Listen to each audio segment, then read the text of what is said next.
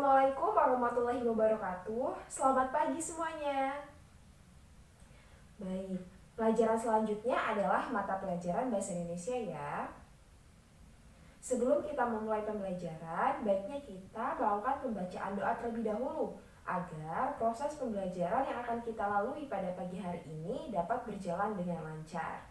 Baik, pembacaan kali ini akan Ibu pimpin ya. Berdoa, mulai. Berdoa, selesai. Alhamdulillahirrahmanirrahim. Baik, sebelum kita memulai pembelajaran, Ibu akan mengabsen kalian terlebih dahulu. Pada pagi hari ini, adakah siswa dari kelas 8B yang tidak hadir? Ya, Retno. Retno tidak hadir? Oh, sakit ya. Baik, suratnya ada? Ada. Baik, jadi pada pagi hari ini siswa kelas 8D yang tidak hadir Retno ya. Baik. Bagaimana kabarnya hari ini? Alhamdulillah, pada sehat semua ya. Bagaimana? Masih semangat semuanya? Tetap semangat, tetap semangat, tetap semangat. Baik, pada semangat semua ya. Harus tetap semangat, apalagi kita semangat untuk menuntut ilmu. Baik, udah pada siap belum untuk melakukan pembelajaran? Sudah? Baik, akan Ibu cek ya. Baik, dari segi kebersihan kalian sudah baik ya, kelasnya sudah sangat bersih, papannya juga sudah sangat bersih, kemudian lingkungan kelas juga sudah sangat bersih, serta meja dan kursi kalian juga sudah sangat rapi.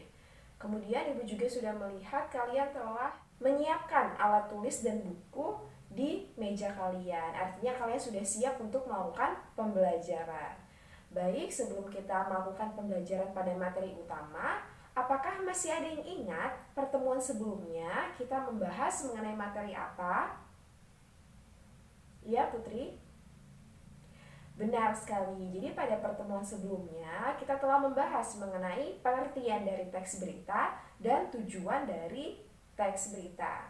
Ada yang masih ingat pengertian dari teks berita? Ya, Lulu. Benar sekali. Ada yang bisa menyempurnakan jawaban dari Lulu? Iya, Setia.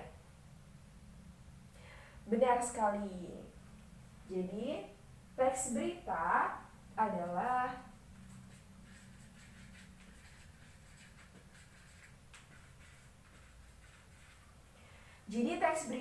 suatu teks yang menjelaskan mengenai informasi maupun kejadian tentang sesuatu yang telah terjadi maupun yang sedang terjadi.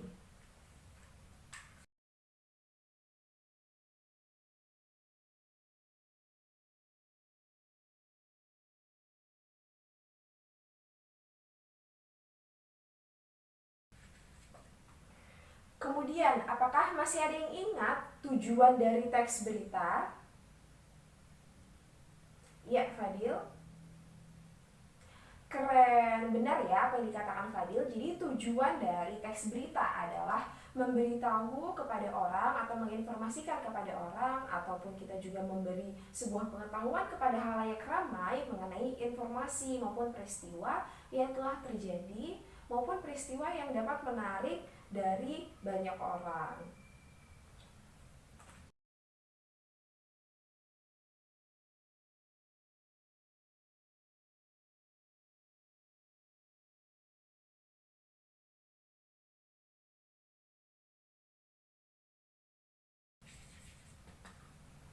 Baik, kalian tentu masih sangat ingat tentang pengertian dan tujuan dari teks berita. Kemudian, pada hari ini, seperti yang telah Ibu jelaskan pada pertemuan sebelumnya, pada hari ini kita akan membahas mengenai struktur dari teks berita. Apakah sebelumnya sudah ada yang mengetahui atau sudah ada yang belajar terlebih dahulu mengenai struktur teks berita? Baik, belum? Tidak apa-apa. Jadi, berdasarkan struktur dan susunannya, teks berita ini dapat kita bagi menjadi dua bagian, yaitu bagian yang pertama adalah bagian yang berisi mengenai informasi penting, dan bagian yang kedua adalah bagian yang berisi mengenai informasi yang tidak penting.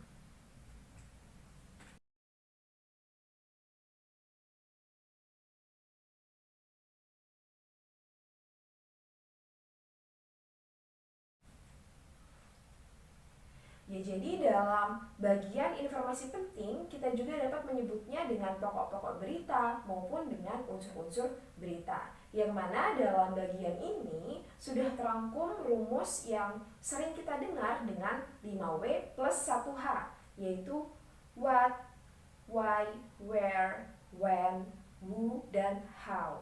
Atau dalam bahasa Indonesia kita dapat menyingkatnya dengan adiksimba, yaitu unsur apa, di mana, kapan, siapa, mengapa, dan bagaimana.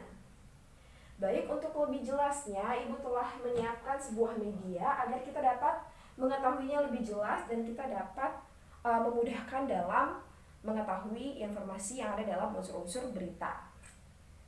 Baik, di sini Ibu telah menyiapkan medianya, yaitu terdapat 6 unsur dari berita. Unsur yang pertama yaitu what atau apa. Nah, dalam unsur ini kita akan menjelaskan mengenai informasi apa yang akan diungkap dalam suatu berita. Kemudian unsur yang kedua yaitu who atau siapa. Jadi dalam unsur ini akan menjelaskan mengenai pihak-pihak maupun orang-orang siapa saja yang terlibat dalam suatu peristiwa yang ada di berita. Untuk menyajikan sebuah berita yang informatif, maka unsur ini harus dijelaskan secara benar. Kemudian unsur yang ketiga yaitu where atau di mana. Jadi dalam unsur ini akan menjelaskan mengenai lokasi maupun tempat kejadian dari suatu berita tersebut terjadi. Kemudian unsur yang keempat yaitu when atau kapan. Jadi dalam unsur yang keempat ini yaitu when atau kapan menjelaskan mengenai keterangan waktu terhadap peristiwa maupun informasi yang telah terjadi atau yang sedang terjadi. Untuk menjadikan sebuah berita tersebut informatif, maka kita dapat menjelaskan unsur when atau unsur yang keempat ini dengan secara detail maupun secara rinci. Kemudian unsur yang kelima yaitu why atau mengapa. Nah, unsur yang kelima ini akan menjelaskan mengenai alasan-alasan tertentu mengapa bisa terjadi peristiwa tersebut atau kejadian tersebut. Dan unsur yang terakhir yaitu how atau bagaimana. Jadi dalam unsur yang terakhir ini akan menjelaskan mengenai latar belakang maupun proses maupun kronologis peristiwa tersebut dapat terjadi. Atau dengan kata lain, dalam unsur ini akan menjelaskan mengenai runtutan peristiwa terhadap kejadian yang diberitakan. Baik, itulah tadi ke-6 unsur dari berita, yaitu unsur apa, di mana, kapan, mengapa, siapa, dan bagaimana. Nah, dengan adanya ke-6 unsur ini, maka bagian terpenting dari informasi suatu berita akan terangkum dalam struktur tubuh berita dan struktur kepala berita. Sedangkan informasi yang tidak penting akan terangkum dalam struktur ekor berita.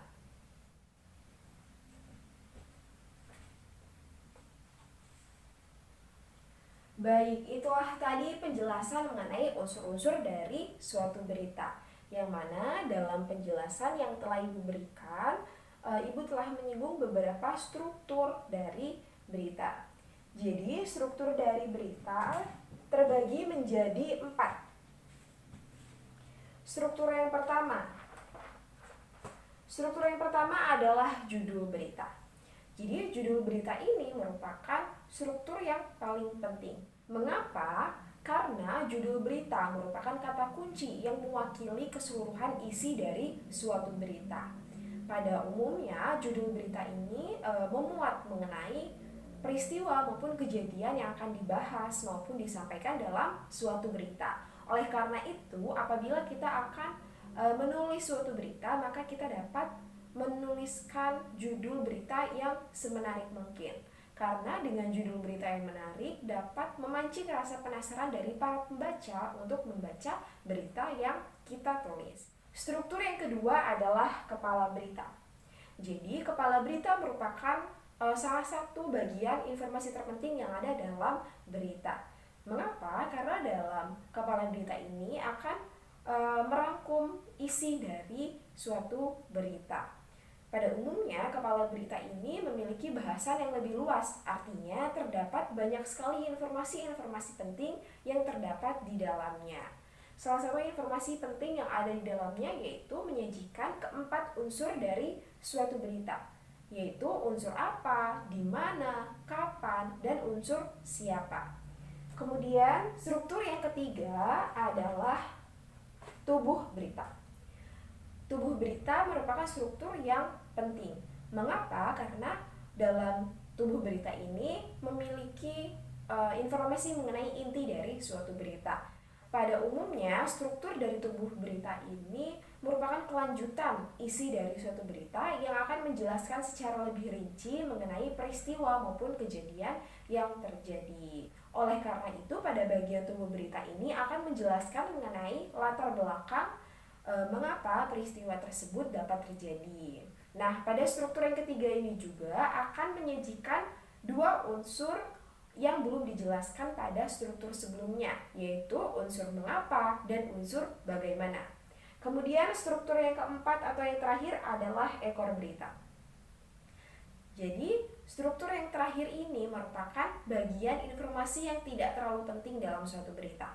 Mengapa? Karena dalam ekor berita terdapat informasi tambahan dari suatu berita, yang mana apabila dihilangkan maupun tidak digunakan, maka tidak berpengaruh apapun terhadap pokok-pokok dari suatu berita.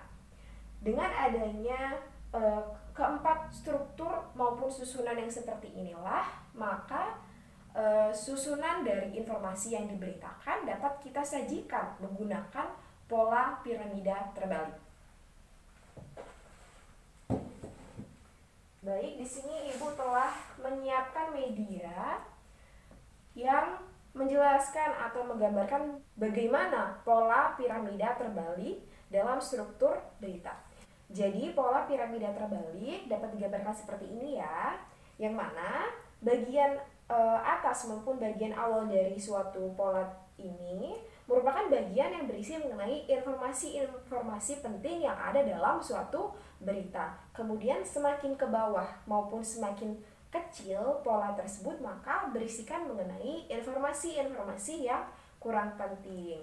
Oleh karena itu, apabila kita tidak memiliki waktu yang banyak untuk membaca suatu berita, maka kita dapat membacanya dari bagian yang atas atau dari bagian yang awal. Karena dengan kita membaca bagian awal tersebut, kita sudah dapat mengetahui inti dari suatu berita. Namun, tidak menutup kemungkinan kita juga harus tetap membaca keseluruhan isi dari suatu berita tersebut ya. Nah, dengan adanya pola piramida terbalik ini dapat memudahkan kita, yaitu para pembaca, untuk mengetahui mengenai struktur-struktur dari teks berita.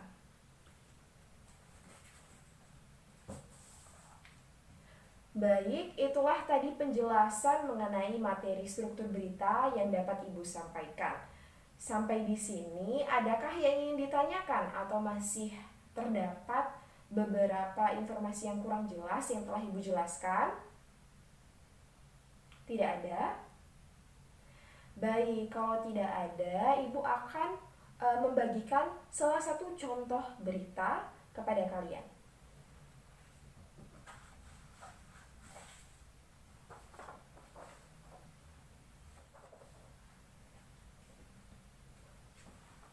Baik, apakah sudah mendapatkan contoh teks berita yang telah Ibu bagikan? Baik, kalau sudah mendapatkan contohnya masing-masing, maka Ibu akan menjelaskan mengenai tugas yang akan Ibu berikan kepada kalian. Baik, kegiatan pertama yang akan kalian lakukan adalah membaca keseluruhan isi dari teks berita tersebut. Kemudian setelah kalian membaca teks berita tersebut, maka kalian mencari struktur-struktur dari teks berita tersebut, yaitu terdapat pada paragraf berapa, kemudian bagian mana yang struktur judul berita, kepala berita, tubuh berita, maupun ekor berita. Setelah itu, Ibu akan memanggil atau menunjuk beberapa perwakilan dari siswa untuk mempresentasikannya di depan kelas. Baik, untuk pengerjaan tugas, Ibu berikan waktu 15 menit. Baik, waktu pengerjaannya sudah selesai ya. Apakah semuanya sudah selesai mengerjakan tugas yang Ibu berikan? Baik. Baik, di sini Ibu akan menanyakan kepada kalian, apakah ada yang ingin mempresentasikan hasil kerja yang telah dilakukan? Ya, Putri. Baik, kepada Putri diserahkan untuk maju ke depan untuk mempresentasikan hasil kerjanya. Baik, beri tepuk tangan kepada Putri. Selanjutnya, Ibu akan menunjuk ya. Ya, Valeron, maju ke depan ya untuk mempresentasikan hasil kerja yang telah kamu lakukan. Baik, beri tepuk tangan kepada Valeron. Baik, setelah Ibu simak penjelasan dari Putri dan Valeron, apakah dari rekan-rekan yang lainnya terdapat perbedaan jawaban atas pertanyaan yang telah Ibu berikan? Tidak ada?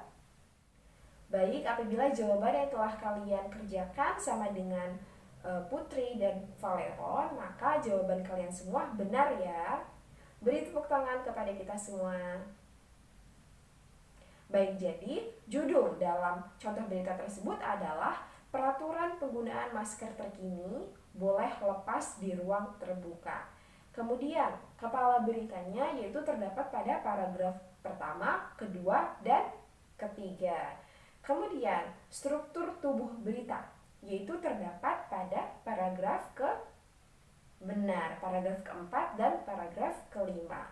Kemudian, untuk struktur yang terakhir yaitu ekor berita terdapat pada paragraf yang terakhir pula yaitu paragraf yang ke-6. Baik, setelah Ibu menyimak jawaban dari kalian semua, maka Ibu rasa kalian telah memahami secara benar mengenai struktur dari teks berita dan dapat mengaplikasikannya secara langsung dengan tugas yang telah Ibu berikan. Baik, sampai di sini adakah yang ingin ditanyakan? Tidak ada? Baik, masih semangat semuanya? Tetap semangat, tetap semangat, tetap semangat. Baik, jadi untuk pertemuan selanjutnya Ibu akan membahas mengenai kaidah kebahasaan dari teks berita. Namun sebelum kita menutup pembelajaran pada hari ini, Ibu akan memberikan tugas kepada kalian. Jadi untuk lebih memantapkan pemahaman kalian terhadap materi yang telah Ibu jelaskan, maka Ibu akan memberikan tugas kepada kalian.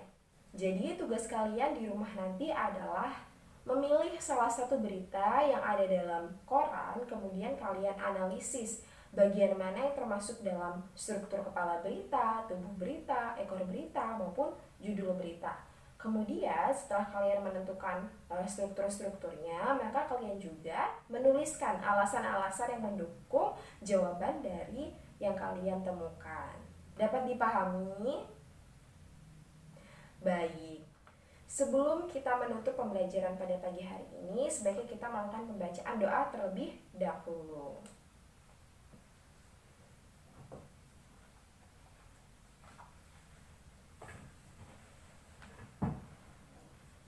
Baik, pembacaan doa kali ini akan Ibu pimpin ya. Berdoa, mulai. Berdoa, selesai. Alhamdulillahirrahmanirrahim. Alhamdulillah, pembelajaran kita pada pagi hari ini dapat berjalan dengan lancar. Kemudian, Ibu harap kalian dapat menyiapkan diri lebih baik lagi pada pertemuan selanjutnya ya. Dan jangan lupa mengerjakan tugas yang Ibu berikan. Baik, jangan lupa juga untuk tetap menjaga kebersihan agar kita terhindar dari berbagai macam penyakit. Baik, Ibu akhiri. Wassalamualaikum warahmatullahi wabarakatuh.